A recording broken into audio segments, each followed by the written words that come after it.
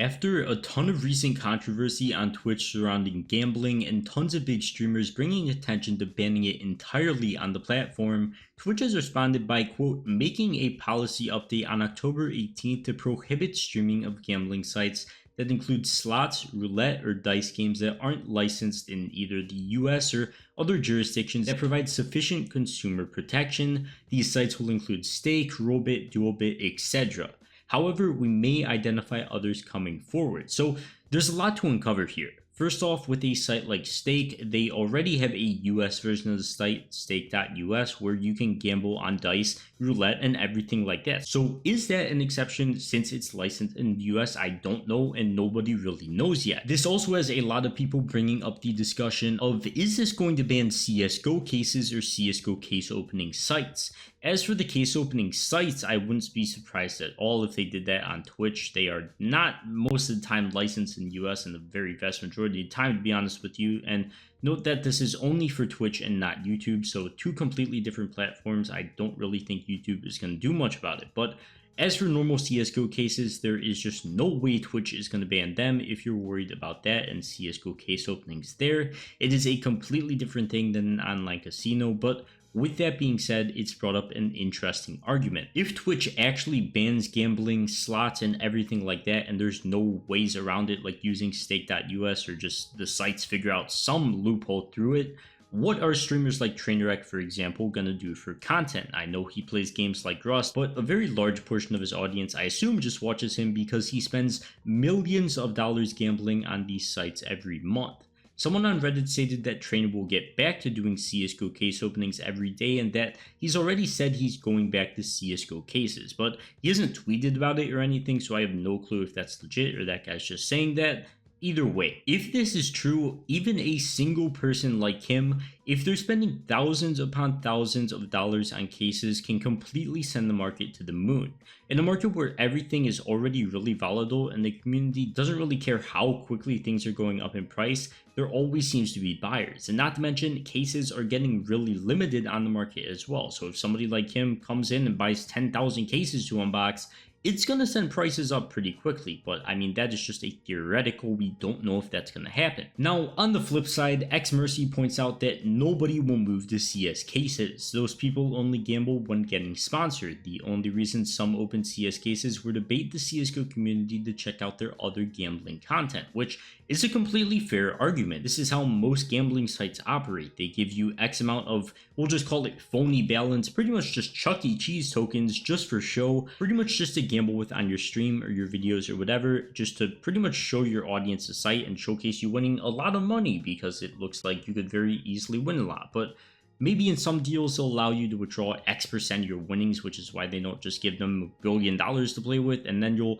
also get a flat amount per stream or per month or per video, whatever it is. It obviously varies a lot per person, but just saying for YouTube, it is an extreme amount more than any other video would pay you. I know Trainwreck said when he was getting interviewed with H3H3 that he got paid $1 million a month to stream, I believe, on Stake. So if gambling is no longer a thing, he's not getting paid $1 million a month anymore by them. But the thing is, assuming CSGO cases will still be allowed, CSGO sites will happily pay streamers like that for cases to advertise their site on stream. Probably not $1 million a month, because I don't think very many CSGO sites have that budget. But it definitely is possible for gambling streamers to maybe test the waters a bit in CSGO, I feel. CSGO case openings definitely do get a lot of views and viewers. If they want to just upload a CSGO case opening on YouTube after they do it, you can sponsor that content as well. There's a lot of money to be made in CS, which is why so many people stick with it. These sponsorships are very good. So with case opening content and gambling on YouTube, even though once again Twitch and YouTube are completely separate entities, I don't think any of this is going to be a stepping stone for YouTube to remove gambling at all.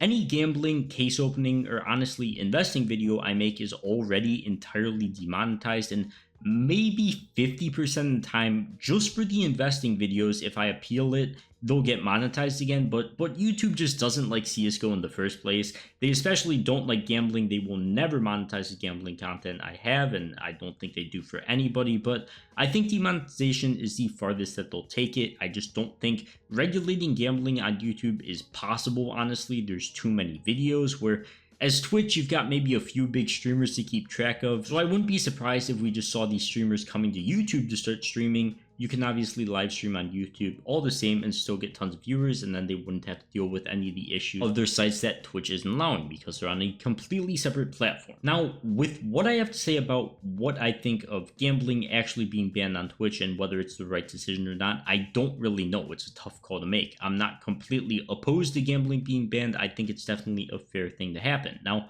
what I do find really just not good is that a streamer like Trainwreck can say, don't gamble, you'll lose everything, and his whole spiel about that. And he'll play it every time after he has a big win, or I think he plays it at the end of every hour. He especially plays it every time after he gets a big win, which is fair. Obviously, it's true, and it makes him seem like he's the good guy. But on top of that, when you're advertising your own promo code on screen and you're sponsored by a gambling site that's paying you $1 million a month to play on it, it doesn't add up. You can't just tell your audience, oh, gambling is bad, and then, I don't know if he streams every day, but he streams consistently, I assume, to like 30,000 people. If you go on the gambling site and then you're spending tens of thousands, actually millions of dollars, whether it's your own money or whatever, and playing on it, and saying, oh, don't gamble, you're going to lose all your money, you're still advertising gambling to people. The only reason a gambling site is paying him that amount is because it's profitable for them. It is bringing them an audience and bringing them people that are wasting their money on it. You are advertising the site to 30,000 or however many viewers you get concurrent at any time.